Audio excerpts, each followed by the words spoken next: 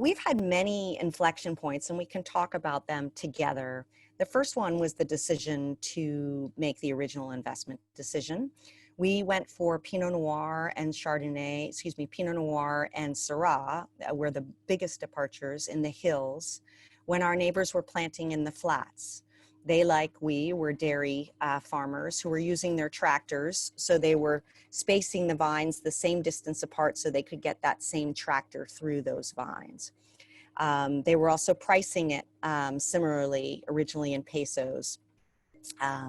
We instead decided to plant in the hills, and in many ways used an outsider's perspective and then leveraged our insider's experience to make things happen for us. We also had, but at times we were so ahead of the market, there was no market, as you all probably read. You know, our first vintage was in 2001. By the way, this is the first vintage I've ever missed. I've ever not been in Chile for a vendimia. It took a global pandemic to keep me away. But our first harvest, we had our beloved grapes. I had all these beautiful contracts. I got to tell you, these were good looking contracts. You know, I did all this best practice research and the like, based on Burgundy, on the Sonoma coast, on these other markets to try to bring it, to see if it might work in Chile. And I got fired as the head of grape sales. Why? Because I couldn't sell a single cluster. For a couple reasons, but one, a ton of our Pinot Noir sold for half the price a ton of our Sauvignon Blanc. And you don't need to have an MBA to realize that that math is off, inverted, when you think about how much you're willing to pay for a bottle of Sauvignon Blanc versus a bottle of Pinot Noir or red Burgundy. Two, we were so ahead of the market, there was no market. So timing was a huge thing, and we had to adjust based on how the market changed.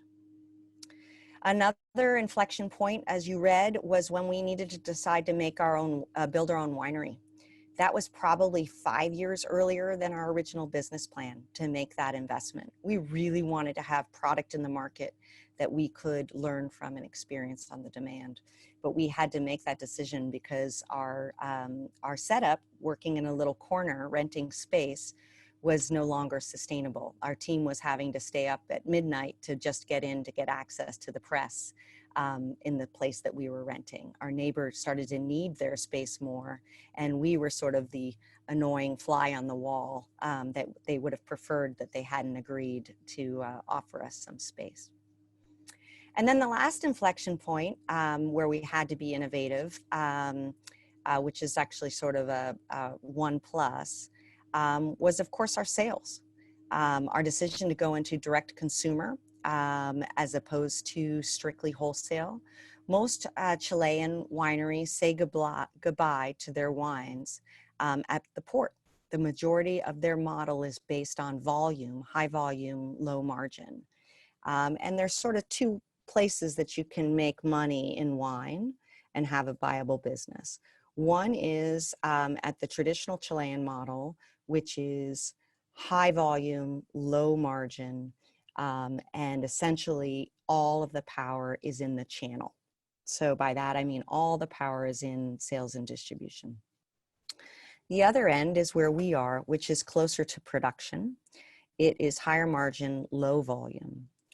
But ultimately, you got to sell it. Like ultimately, you can make the best stuff in the world, but if you can't sell it, you have no business.